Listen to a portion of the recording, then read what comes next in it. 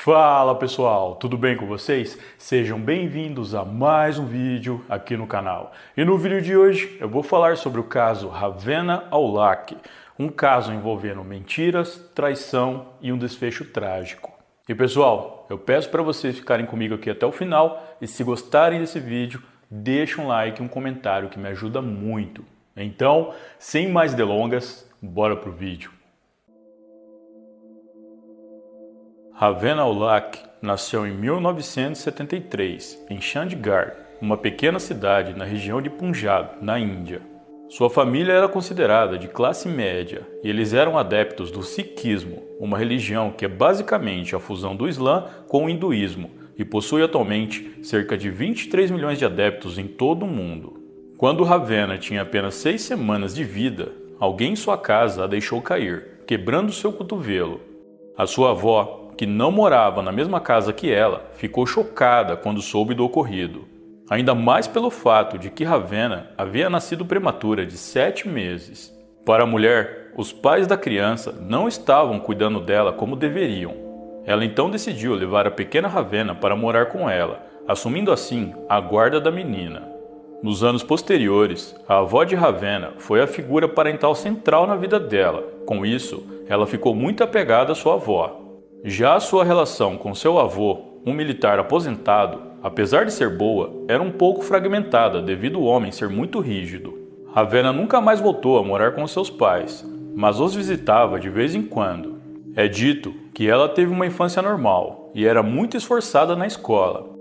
Após se formar no ensino médio, Ravena foi estudar jornalismo na Universidade de Punjab, em Chandigarh. E pouco tempo depois, ela conseguiu um emprego como redatora e editora do Hindustan Times, um jornal em inglês com triagem diária de mais de 1 milhão de jornais. Mais tarde, aos 20 anos, ela se casou com um colega que era escritor do jornal Times. É dito que os dois tinham uma boa relação e eram muito companheiros. Ravena estava feliz com a sua vida na Índia, mas ela queria mais que aquilo. Foi então que no ano de 2006, aos 32 anos, Ravena largou seu emprego e mudou para o Canadá. No Canadá, ela conseguiu um novo emprego e também se matriculou no programa de mestrado em jornalismo da Universidade Western. A princípio, o objetivo de Ravena era apenas concluir o mestrado e depois voltar para a Índia. No entanto, após concluir o mestrado, ela decidiu ficar mais um ano no Canadá para ver se conseguiria um bom emprego. Enquanto isso, o marido de Ravena permaneceu na Índia. O homem sempre apoiava as decisões da esposa e dizia que o que ela escolhesse e o que ela achasse que era melhor para ela, ele apoiava. O tempo foi passando. Um ano se transformou em 2 e depois em 3. Eventualmente, Ravena percebeu que nunca mais voltaria para a Índia. Ela gostava do Canadá e era lá que ela queria ficar. Com isso, ela teve uma conversa com o seu marido e os dois decidiram que o melhor a se fazer era eles se separarem. Eles nunca chegaram a se divorciarem oficialmente e permaneceram amigos com o passar dos anos, chegando inclusive a trocarem e-mails e acompanharem o trabalho um do outro. Pessoas que acompanharam esse caso acharam essa relação de Ravena com seu marido um tanto estranha. Como pode um homem deixar a sua esposa cruzar o mundo e ficar morando em um país sozinha e meio que não se importar? Bom, isso levantou algumas teorias a respeito do casamento deles. Alguns dizem que é provável que eles tenham sido forçados a se casarem, algo que é comum na Índia. E apesar de se gostarem, era um sentimento mais para amizade e não um sentimento de marido e mulher. Outra teoria é a de que o marido de Ravena fosse homossexual e por isso via a esposa como uma amiga e não como a sua mulher de fato. Ainda de acordo com essa teoria, o homem se casou com Ravena apenas para manter as aparências e não levantar suspeitas sobre ele, já que até o ano de 2018, práticas homo eram consideradas crimes na Índia e punível até com 10 anos de prisão. Isso explicaria o fato deles não terem se divorciado oficialmente. Assim, quando alguém perguntasse para o homem sobre Ravena, ele apenas diria que ela estava trabalhando em outro país e que eles ainda estavam juntos. Agora, se eles tivessem se divorciado, o homem teria que encontrar outra mulher para casar. E essa mulher teria que entrar na relação sabendo a verdade e guardar segredo para que ele não fosse preso, algo que podemos dizer que seria bem difícil e arriscado.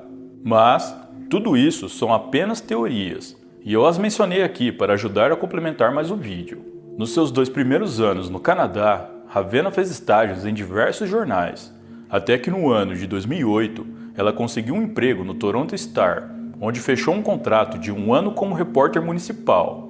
Não demorou muito para que os chefes dela vissem o quanto ela era esforçada e tinha grandes ambições profissionais.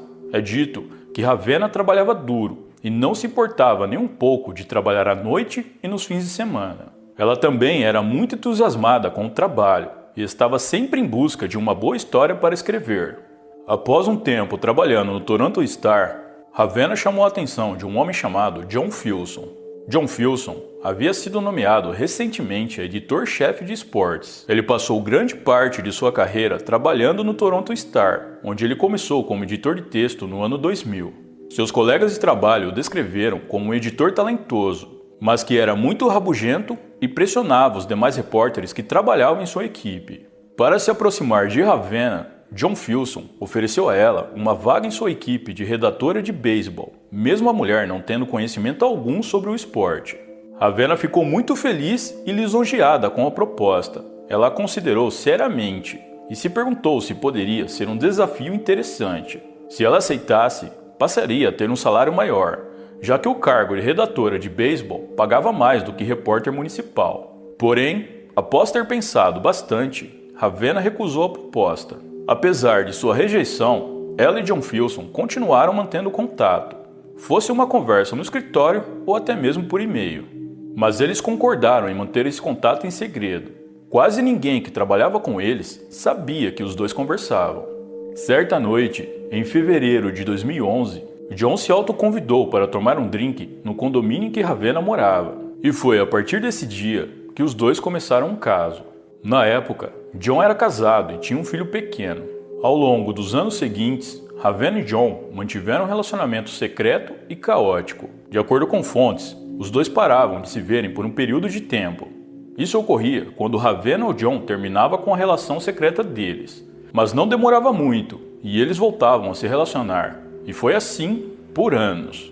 O Toronto Star sempre fez parte do relacionamento de Ravenna e John.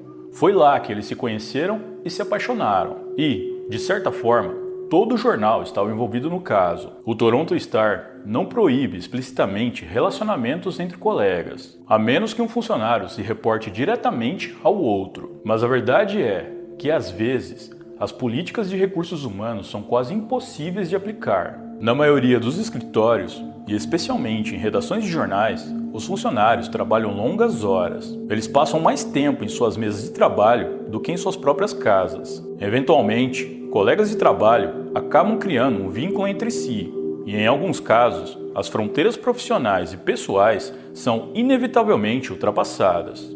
Nos anos seguintes, a carreira profissional de Ravenna prosperou. Ela foi indicada para ser repórter ambiental e posteriormente se destacou após ter viajado para o Japão, onde escreveu histórias a respeito das vítimas do tsunami de 2011.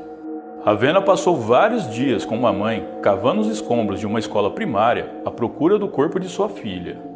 No ano seguinte, ela se infiltrou disfarçada em uma fábrica clandestina de Bangladesh e escreveu a respeito das péssimas condições em que os trabalhadores do local eram submetidos.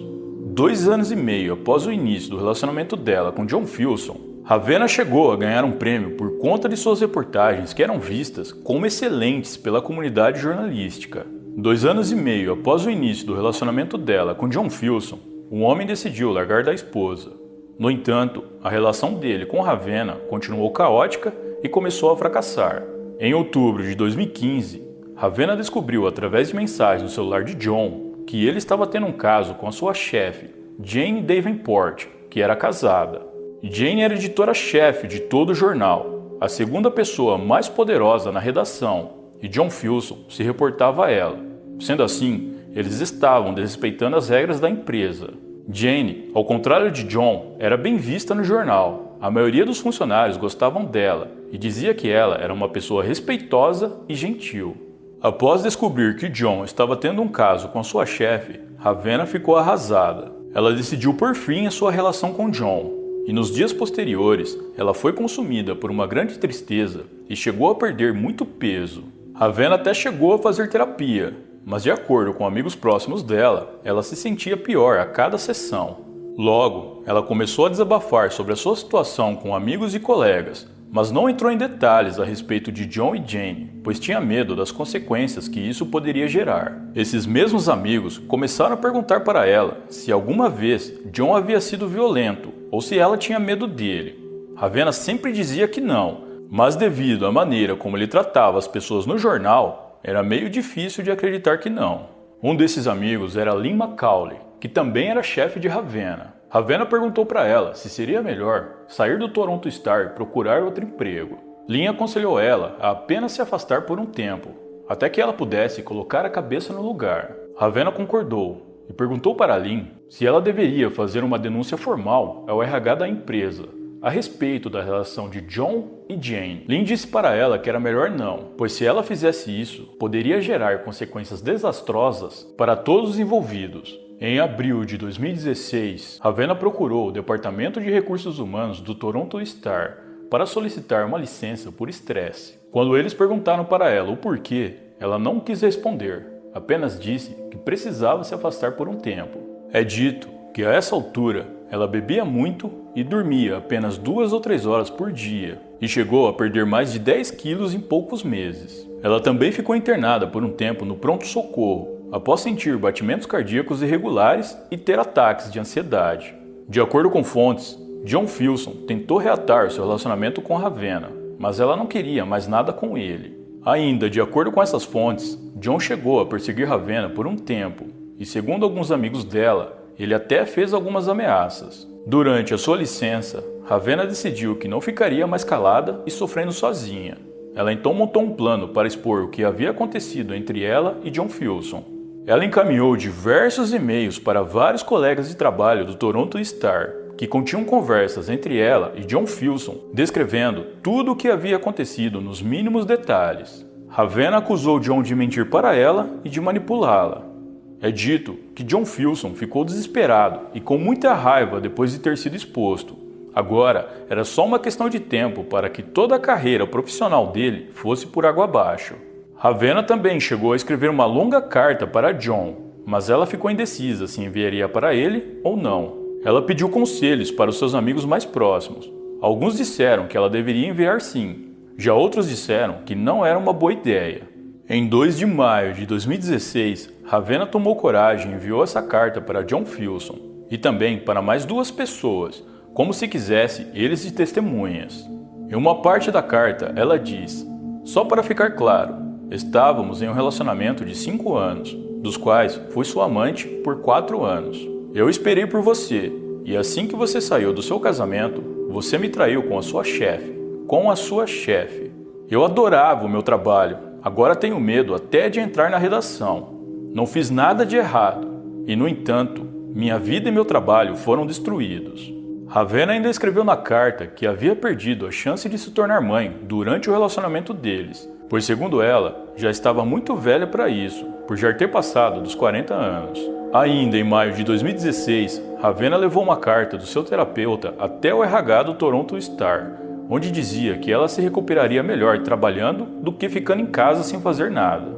Embora o RH tenha concordado em deixá-la voltar, eles insistiram em monitorar sua recuperação. Eles designaram uma enfermeira para o seu caso e exigiram que Ravenna conversasse com ela regularmente. Além disso, eles formaram um grupo de apoio à equipe, liderado por Lynn Macaulay, a amiga e chefe de Ravenna, que a visitava todos os dias e também fazia caminhada com ela. No dia 26 de maio de 2016, Ravenna havia ido trabalhar normalmente. Todos na redação viram que ela estava bem triste e parecia muito desanimada. Mas apesar disso, seus colegas de trabalho relataram mais tarde que o comportamento dela parecia relativamente normal. Na parte da manhã, ela tomou café com a sua chefe e amiga Lynn Macaulay.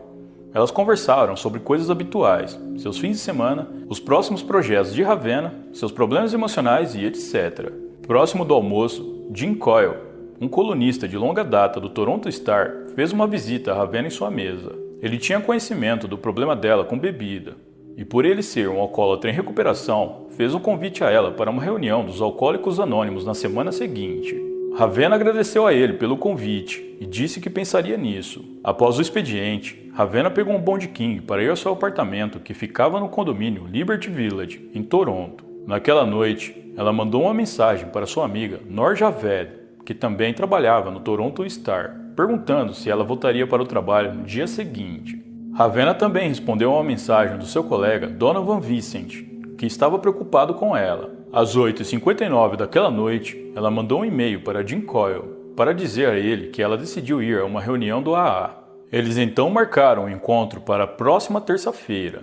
Na manhã seguinte, Ravenna não compareceu ao trabalho. Foi um dia tranquilo na redação. Vários colegas dela de trabalho compareceram ao evento jornalístico, mas na parte da tarde, Noor Javed, amiga de Ravenna, começou a se preocupar. Ela tentou ligar várias vezes para Ravenna, mas todas suas ligações foram para a caixa postal. Ela então entrou em contato com sua colega Vanessa Lu, que também trabalha no Toronto Star e estava na redação naquele dia. Noor Javed pediu para Vanessa ir até a mesa de Ravenna e procurar qualquer coisa lá que indicasse que Ravenna esteve em sua mesa naquele dia. Ao mexer nas coisas que estavam na mesa, Vanessa encontrou um estranho envelope. Dentro, havia uma carta descrevendo como os negócios de Ravenna deveriam ser tratados. Ela queria que um dos seus antigos amigos da universidade ficasse com seu telefone, tablet e laptop. Ela também deixou instruções sobre suas contas bancárias e como cancelar a sua vaga de estacionamento que ela havia alugado. Havia uma mensagem para a tia dela, uma mulher chamada Manjat, explicando como ela deveria pagar as contas e a hipoteca do apartamento de Ravenna. Ao terminar de ler, Vanessa se deu conta que aquilo parecia ser uma carta de despedida. Ela entrou em pânico e imediatamente ligou para o celular de Ravenna. Como não houve resposta, ela entrou em contato com a polícia e pediu para que eles fossem até o apartamento de sua colega. Logo em seguida, Vanessa e Noor Javed foram até o prédio onde ficava o apartamento de Ravenna para descobrir o que estava acontecendo. Ao chegarem ao local, elas se depararam com diversos policiais. Os policiais disseram a elas que assim que eles chegaram, tiveram que arrombar a porta, pois ninguém respondeu quando eles chamaram e quando conseguiram entrar, encontraram Ravenna já sem vida. De acordo com esses mesmos policiais, Ravenna preparou uma refeição e colocou sobre a mesa junto com uma taça de vinho tinto, mas deixou ambos intocados. Na sequência, ela pegou uma corda e vocês sabem, eu não posso dizer aqui, mas eu sei que vocês entenderam. Eu peço desculpas, pessoal, mas para quem me acompanha já faz um tempo, sabe que determinadas palavras eu não posso dizer aqui. Bom, voltando ao caso, algumas fontes afirmam que não era só uma refeição, mas sim duas, e com 2 taças de vinho tinto, como se Ravenna esperasse por alguém ou tivesse recebido outra pessoa em seu apartamento. Ainda, de acordo com essas fontes, vizinhos teriam visto um homem saindo do apartamento de Ravenna horas antes da polícia chegar ao local. Eles não puderam dar muitos detalhes a respeito desse homem, pois ele estaria de boné e usando um grande casaco, o que dificultava na visualização do seu rosto. A notícia da perda de Ravenna chocou os colegas dela do Toronto Star e repercutiu rapidamente em todo o Canadá. Ravenna era uma repórter promissora e bem conhecida no país. Muitos se perguntavam o que de fato havia acontecido. O Toronto Star não fez nenhuma reportagem a respeito do caso, como se estivesse tentando ignorar o acontecido. O que é estranho, já que todos os envolvidos e as primeiras pessoas a saberem do acontecido eram funcionários ativos deles. Em outras circunstâncias, como a notícia dessa em primeira mão, eles provavelmente teriam feito umas 30 reportagens a respeito do caso. Isso obviamente gerou algumas suspeitas por parte da população, a de que talvez o Toronto Star estivesse tentando abafar o caso. Afinal, 2 chefes da redação e uma repórter se envolveram em um triângulo amoroso que resultou em uma tragédia. Apesar do Toronto Star não tocar no assunto, não demorou muito para que o caso gerasse consequências aos demais envolvidos. John Filson foi mandado embora do jornal, mas apesar de tudo, ele ainda recebeu uma rescisão generosa. Já para Jane Davenport, as coisas ficaram um pouco mais complicadas. Como ela era a segunda pessoa mais poderosa da redação, no caso, a chefe de quase todo mundo, é como se toda a responsabilidade fosse dela. No entanto, ela era vista como a menina de ouro do Toronto Star, e o jornal queria mantê-la desesperadamente. Eles então, ao invés de mandarem ela embora, a transferiram para um outro cargo no Tor Star, um jornal que pertence ao mesmo grupo do Toronto Star. O objetivo era esperar até que a poeira baixasse para depois reintegrar Jane Davenport no antigo cargo de chefia dela. Mas eles não esperavam que o caso continuaria a repercutir pelo país e os demais jornais continuavam a fazer várias matérias a respeito de Ravenna. Logo, foi descoberto essa tentativa do Toronto Star de salvar a carreira de Jane Davenport, mesmo ela tendo violado o código de conduta. Sendo que se fosse com qualquer outra pessoa em um cargo inferior, seria mandado embora sem conversa. Isso obviamente gerou uma indignação nas pessoas que acompanhavam toda aquela trama, mostrando que o caso não seria esquecido tão cedo. Com isso, o Toronto Star percebeu que se continuasse a proteger Jane Davenport, iriam causar um estrago em seus negócios. Eles então decidiram mandá-la embora e posteriormente quebraram o silêncio e escreveram um artigo a respeito do caso envolvendo seus 3 funcionários. Os colegas de trabalho de Ravenna organizaram um breve memorial municipal para ela. Eles projetaram fotos dela e algumas de suas histórias em um telão. Noor Javed foi a única pessoa a discursar, mas em nenhum momento tocou no assunto sobre as circunstâncias em que Ravenna se foi.